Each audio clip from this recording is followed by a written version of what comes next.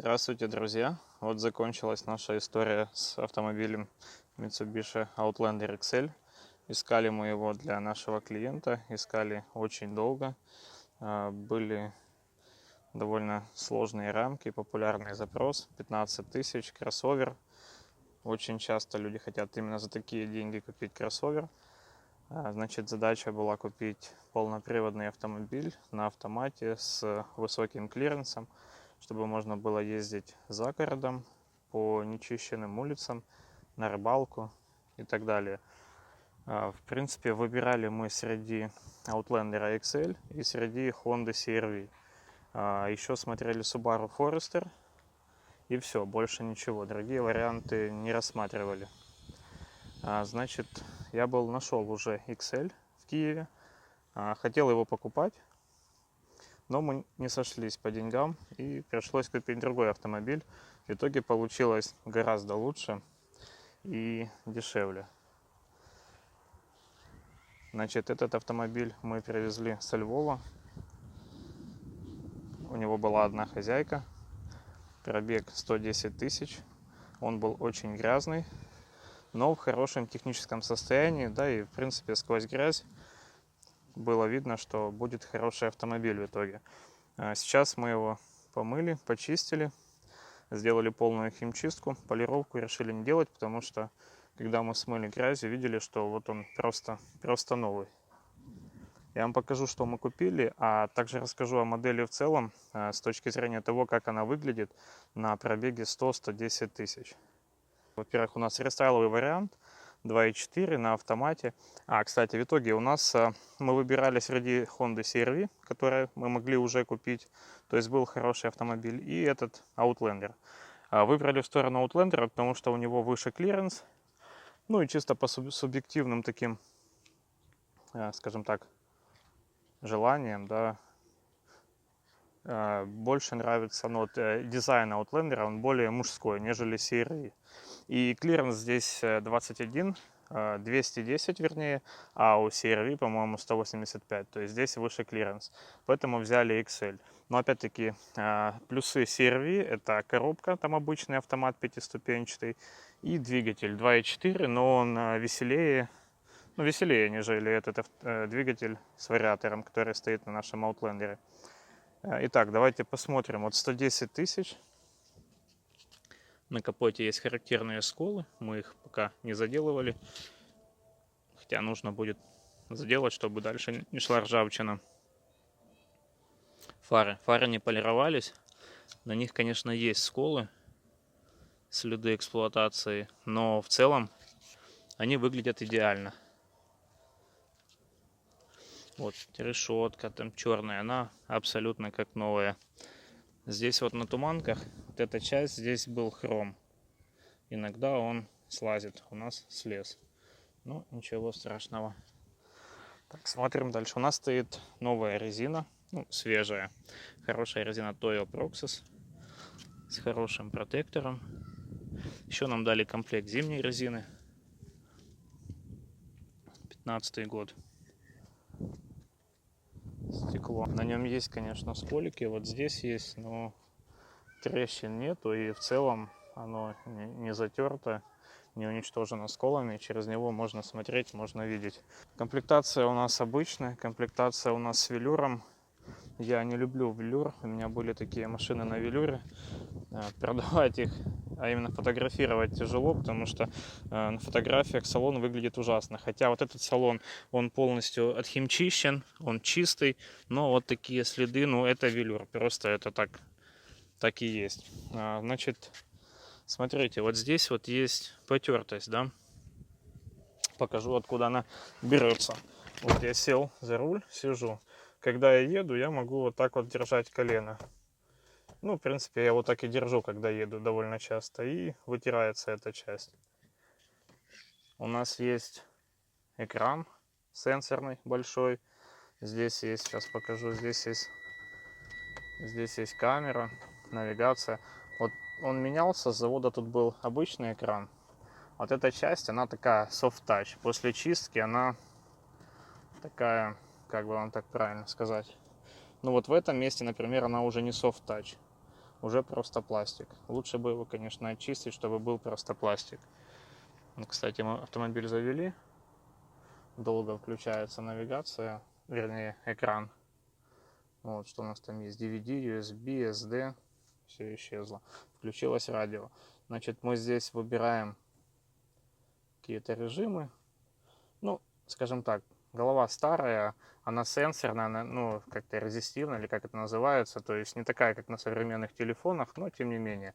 Есть навигация, вот можно нажать Navitel, по-моему, здесь стоит, она показывает, куда ехать и так далее.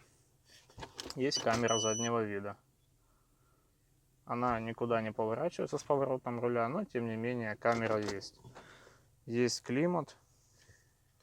Вот что приятно в рестайле, вот эта вся часть, она типа как кожа. Ну, это не кожа, конечно, заменитель, но тем не менее приятненько. Здесь велюр. Вот здесь у нас крышечка на коже. Вот пробег, кстати, 110 тысяч. И автомобиль, ну, по состоянию очень хороший. Есть парктроник сзади также.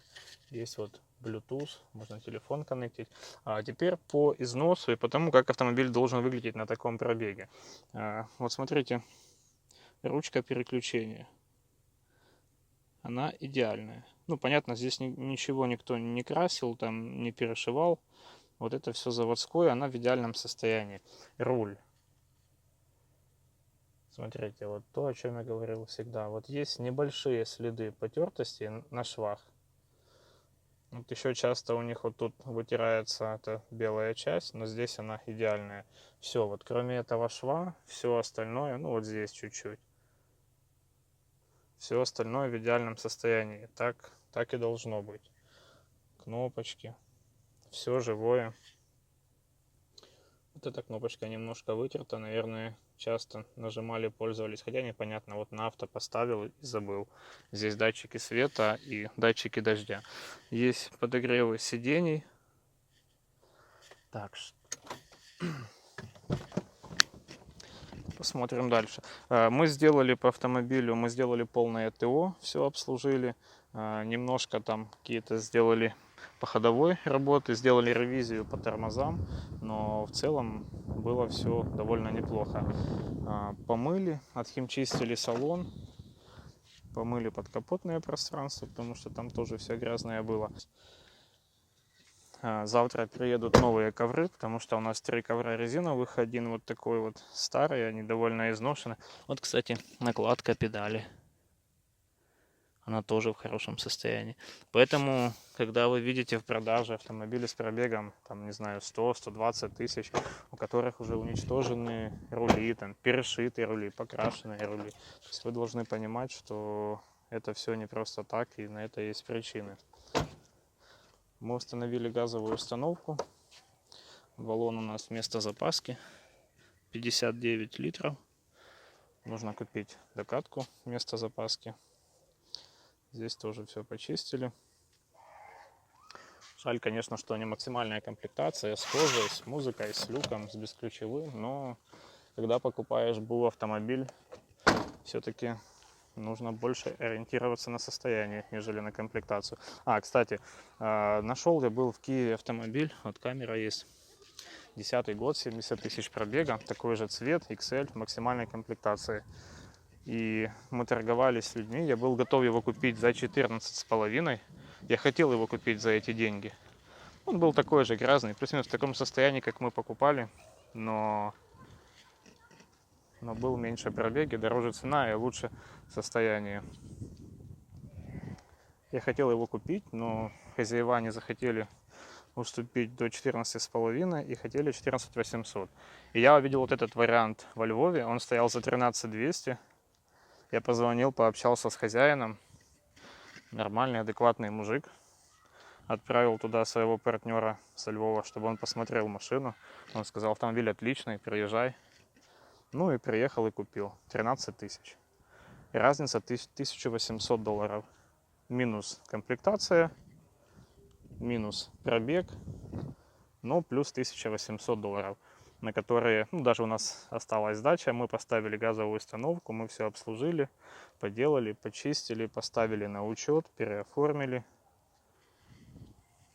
И, я считаю, хорошо сэкономили денег. Вот, кстати, на этих автомобилях на 2.4 тут вот была когда-то пластиковая заглушка, ее нету. Вот как с этой стороны. Видимо, она потерялась. Но, например, на 3-литровом XL вот здесь стоит радиатор коробки.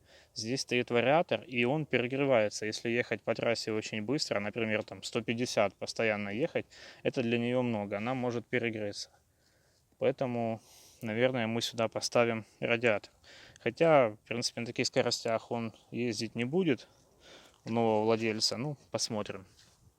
Если вы покупаете такой XL, позаботьтесь о том, чтобы у вас был радиатор коробки, потому что когда она перегревается, она встает в аварию. Вы, понятно, никуда не едете, это в лучшем случае. Ну а в худшем случае вы уничтожаете свою коробку.